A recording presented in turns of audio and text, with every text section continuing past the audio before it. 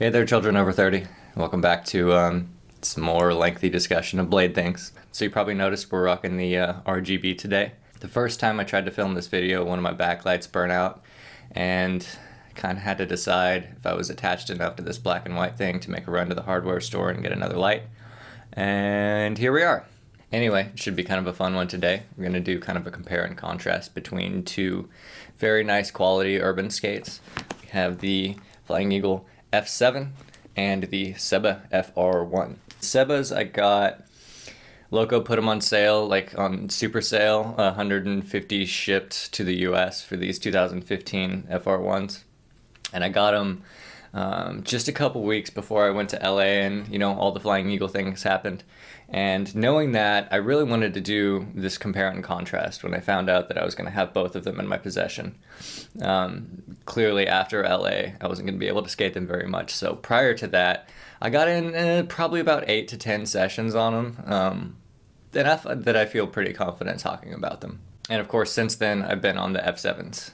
One last thing before we get started, I think whichever one is right for you is really going to come down to your foot shape 90% of the time. The Sebas are notably, reputably really wide, really accommodating of weird feet shapes, and the Flying Eagle F7s are a little bit more on the standard to narrow end. So if you have narrow feet, the Seba FRs are probably going to feel really loose and clunky and not very enjoyable for you to skate. If you have really wide feet with weird bones sticking out everywhere like I do,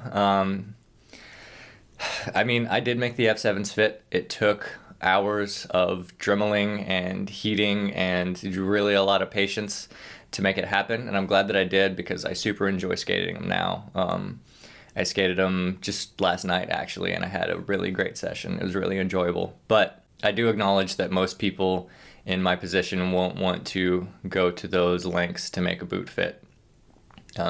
If you do, more power to you, but I think it's great. I ended up with a boot that's pretty much custom dremeled and heated to my foot shape, which is dope. But yeah, I mean, it depends how much work you want to put into it, I guess. So let's get started. Start at the bottom, work the way up. So the wheels on these bad boys, the Flying Eagles, are going to come with the RX wings, which are an 88A. And the Sebas are going to come with Street Invaders, which are an 84A. You can see the cores are a little bit smaller on the Street Invaders than they are on the RX Wings wheels.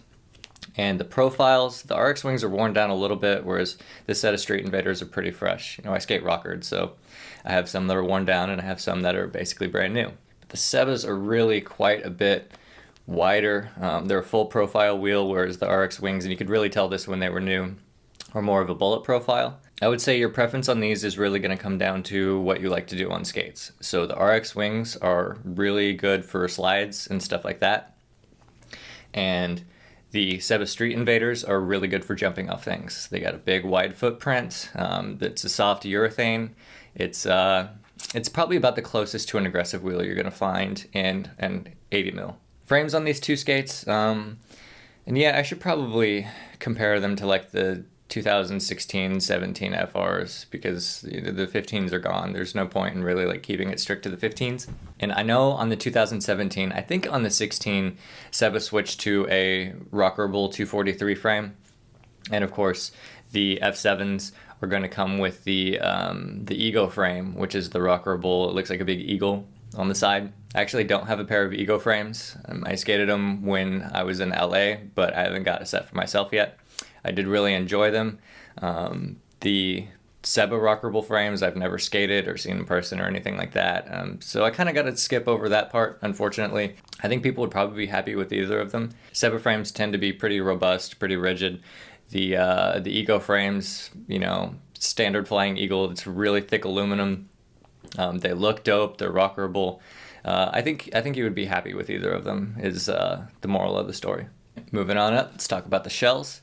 So there's the FR1 and here's the F7. You can see the F7 has the 3 mounting holes. It's 165, 195, and I always forget what the other one is. Whereas the Seba has the 7-hole mounting, and the Flying Eagle F6 has the 7-hole mounting too. It's kind of a toss-up on these for me. Usually never use more than 2 bolts to lock my frames down. I've never really had a reason to. I guess it's nice if they're gonna put the metal plates there, they might as well like give you the option. The one thing that I really like about the F7 though, and I don't know if you can see it, but there's a bunch of little vertical lines that go down on the actual mounting points on these. And I don't know if it's supposed to be like a grip thing or what the logic behind it was, but it's an absolute dream for when you need to take your frames off and then put them back on. Being 165 mount, the frames are laterally adjustable. So once you find that sweet spot, taking off your frames, at least I usually hate taking off my frames on 165 mount skates because like I have to like realign them every time I do. But with these little lines in here, it makes it super easy. I can just count how many lines I want over and line it up, and there it is. Next thing of note on the shells is you will notice we got a vent right here on the F7 shell. We got some vents right here. Of course, it's open on the top. Whereas on the FR, and by the way, this is going to be the same shell for the FR3, the FR2, and the FR1. The differences come in with what liner they put in, what wheels, bearings, and frame they put on it. But yeah, it's not ventilated at all.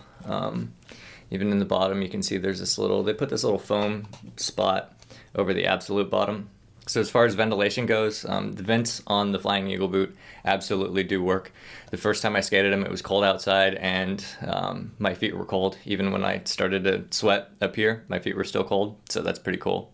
Moving on to the stuff that keeps your foot inside, you can see the lacing is really wide here on the Seba, so it is a little bit finicky because your laces are going directly on top of your liner, so depending on how broken in your liner is, what liner you're using, etc. There is the potential for lace bite. Not everybody gets it. Some people do. And it also depends on how tight you like it. But it is very nuanced. I would say it's probably the more responsive of the two lacing systems because there's potential for lace bite. Like, of course, if you can get it too tight, then it's pretty responsive, right? The F7s, they have this dual density plastic right here, which makes them more nuanced than your average hard boot as far as lacing goes. It's not soft enough to where you can get lace bite or really crank down on the top of your feet to the point where it hurts. But again, it is going to be more responsive than your standard hard boot. I've never had a problem getting a tight enough fit, and I have to credit at least some of that with this dual density plastic. This stuff is nice. The 45 buckle on the Flying Eagles has never given me any problems. I can always get it to the point where it's too tight, which again is a good sign for me. If I can get it too tight, that means I can back off just a little bit. If I can't get it too tight, it always leaves me wondering, like, what if, like what if there's another step before too tightness that's like really secure that I'm missing out on. But the job for this 45 buckle is a little bit trickier than it is on the FRs because it's got all of this plastic to bend. Like the 45 buckle is actually, pulling the shell closer together. So it does get to a point where the 45 buckle doesn't really keep ratcheting in the other part of the buckle, I guess. And this is past the point that it starts hurting. So, again, it's kind of a moot point that it stops at a certain point because it already hurts at that point. The FRs, again, it's huge and open on the top, and this is mainly just cranking down on the top of the liner. You can get this thing way too tight before it starts not making any progress on the ratchet strap on it. And I think maybe it's just a little bit meatier. I can't say more durable because I've never had any problems with either, but there's definitely just more material to it altogether. All in all, I think both are pretty good designs. I don't think you would be disappointed with the 45 strap on either. Going up to the buckle, you guys know I'm not a big fan of Seba buckles. This little thing right here, and just the fact that it feeds to the inside of the cuff, it's kind of a pain to get it tight enough a lot of the times. And I know a lot of people trim the length of the buckle in order to help with this. But even with that, it's not my favorite. It's a pretty good, robust feeling buckle. But it kind of leaves me wondering if I could get it a little bit tighter 90% of the time when I tighten it. Buckles on these I actually took off and replaced with a Velcro strap in order to get a little bit more flex. But I never had any problems with, getting it tight enough or anything like that. It feels about as rigid, I would say, as the Seba buckle. I would have to say point goes to Flying Eagle on this one, just because I never have to question whether or not I'm getting it as tight as I really should. One more thing before we move on. the Flying Eagles have this heel pad built into the shell, and it doesn't come exactly flat with the bottom of the shell. It sticks up maybe 1/8 of an inch or so, and it's really pretty dense. Whereas on the FRs, they do have a shock absorber. It's kind of velcroed to the bottom of the liner. I'll show you guys that here in a second. But if you're looking for something to jack up with a bunch of heel pads and stuff like that, just the fact that this one's sunk down into the shell a little bit is going to give you a little bit more potential for that. Okay, liners. So this is the super sexy Flying Eagle F7 liner. This thing looks really cool. The foam in it, when I got it, it was super dense, like almost Intuition liner dense, and I was really happy with it. As it's broken in, it's gotten a little bit more, it almost feels kind of jelly, but still pretty dense overall. Farther cry from the Intuition than it used to be, but still definitely worlds apart from like an aggressive liner. Like you can feel the difference. It is ventilated here on the bottom to kind of synergize with the vent holes on the bottom of the shell. And we do have a neoprene toe, which makes it fit excellently. I love it. It's lace up. We got 3 lace holes right here, leather on the outside. Pretty dense, stiff liner overall. This is probably one of my favorite liners that I've had. This FR1 liner, and they have changed it since then. The 2017 models I know for sure come with the Seba balance liner, which I believe has a neoprene toe, and they say it has thicker padding. I don't know if that translates to denser padding, but my real problem with this, aside from the lack of neoprene toe, which makes break-in a total pain, is that it just feels really soft and squishy, like an aggressive liner, you know. Not really going to be the best for power transfer.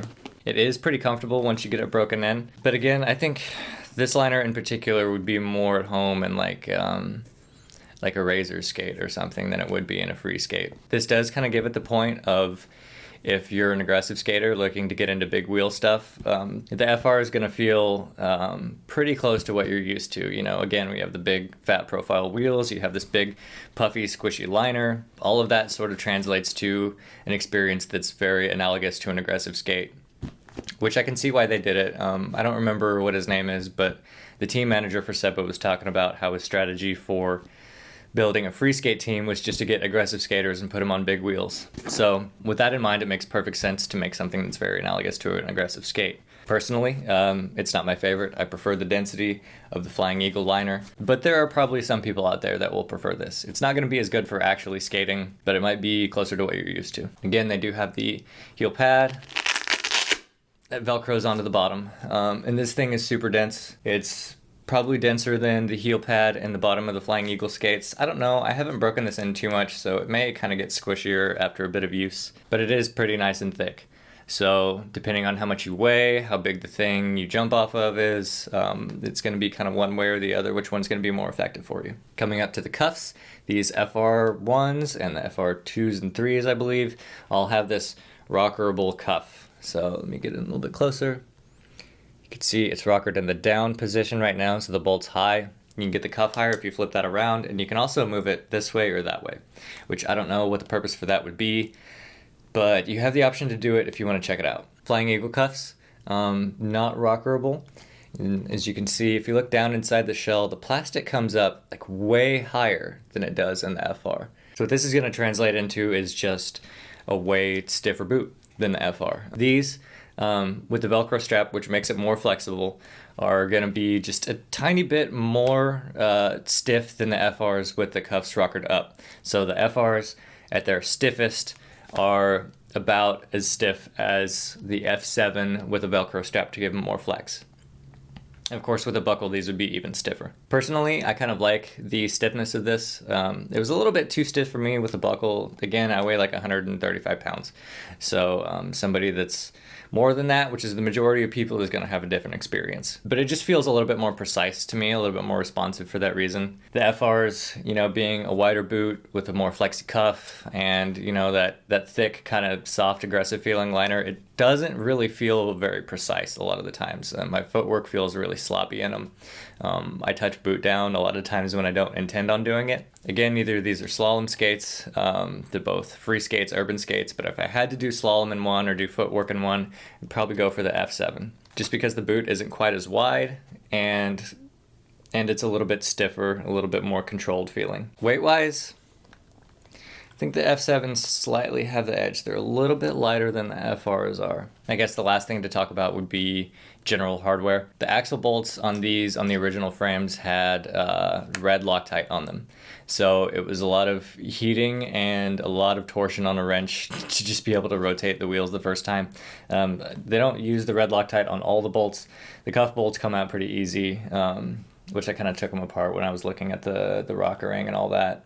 And the frame bolts came out not too bad. The Flying Eagles, again, I think could use a little bit more Loctite from the factory. But as long as you check your bolts before you go skate, I mean, it's not going to be an option. They're not going to fall out mid-session, you know. Realistically, you could probably wait 2 or 3 sessions before you did it. Or you could be neurotic like me and do it every time. Up to you. I do enjoy, though, in the FR, and there's no way that I can show you down in here, but the cuff bolt receptors are like screwed into the shell. So when you're taking the cuff bolts off, it's going to keep the inside nice and taut. Whereas on the F7s, it just has like the teeth on the opposite side of the cuff bolt receptor that kind of digs into the shell. And those can pop off, so you kind of have to, you know, keep your hand against it when you're putting the bolt back in. I wouldn't say necessarily that the FRs are easier to work on. These rockable cuffs have a lot of parts to them, but they definitely eased some of that, some of those woes by screwing the cuff bolt receptors into the shell. Price points on these, the F7s, and these I think are being sold as the F something 110. I got them boot only. It's the same as the F7 shell, but the normal F7s are going to be gray and black. Like if you go and get them from Pro Skater's Place, or Roex if you live in the UK or Europe or something like that, your F7 option with the 4-wheel and the Ego frame is going to be the gray and black, which I think looks super tight. Anyway, so yeah, the gray ones all set up, I think run about $250 US. The brand new FR1s, I think run closer to $350, maybe a little bit less than that. I think down to maybe $320 or something. So, you know, quite the price difference between the two, at least $70, I think, on the conservative estimate side. Do I think one is inherently more or less skate than the other? You know, absolutely not. I will say that the FRs came out first. So this is one of the first skates to really take urban skating seriously, really, you know, try to make something out of it, make a good, durable skate that you can go out and jump off things with and do slides with and, you know, really make a thing of like the big wheel skating. And I super appreciate their efforts in doing so. It's a tried and true design. A lot of people have done a lot of great skating on FRs. The F7 has the benefit of being a little bit of a later model, you know, so they can kind of look at what's happening with the FR and make some changes here and there. And I'm quite pleased with the results. The ventilation is super nice, having the heel pad sunk into the shell a little bit to allow for more heel pads to be inserted on the consumer's end. I'm a big fan of, especially since these are my main skates for jumping off things and doing slides. And just that slightly stiffer shell I do enjoy for these kind of things. My drifts are super flexy, which is great for doing footwork and stuff like that. So it's great for me to have these as something to contrast that. You know, when I want a good stiff boot to go jump off stuff in, I got it. It's right there. It's got it in spades. I don't have to worry about it. Final verdict. I would like to once again reiterate that it highly depends on your foot shape. If you have wide, weird feet, you're probably going to prefer the FR. The F7s aren't going to work for you. They're going to give you blisters. If you have a medium to narrow foot shape, I would go for the F7s. You're not going to want the FRs. Like for somebody whose feet they fit, they still feel just a little bit sloppy. It's a really wide boot, kind of flexy in comparison to the F7. Yeah, there's just a lot of space. And if you can't fill that space, like you're not going to have a good time. Like forget about, you know, power transfer or anything like that. Me having super wide freak feet, you know, if I didn't have the Flying Eagle deal, I would probably skate FRs and, you know, be perfectly fine with it. You know, they're good skates. They're really satisfying to jump off things in. They're really comfortable. They're really accommodating of foot shapes. They're really stylish. It's a great boot overall. I mean, you can see why it's kind of become one of the standards for urban skating design. Being in the place where I am now, where, you know, I put a lot of time into the F7s and really made them work for me and got that custom fit happening, I am super satisfied with the F7s. Like, they're absolutely not $70 less skate than the FR. I love the ventilation. I love the dual density stuff. I love that they're a little bit stiffer. I love that they're a little bit lighter. I love that the heel pad is sunk into the shell so I can put more of my own heel pads in there. I love that the shell is just a little bit narrower so it doesn't drag across the ground as much. I'm having a great time with these skates. I love skating my F7s. So hopefully based on that, you can kind of guide your decision which one is right for you. Both really high quality skates. Depending on your foot shape, one will work better for you. So get out there, go skate. If you want to take a look at these, again, Pro Skater's Place, Roex, if you're in the UK or the Europe. Anyway, I'll see you later.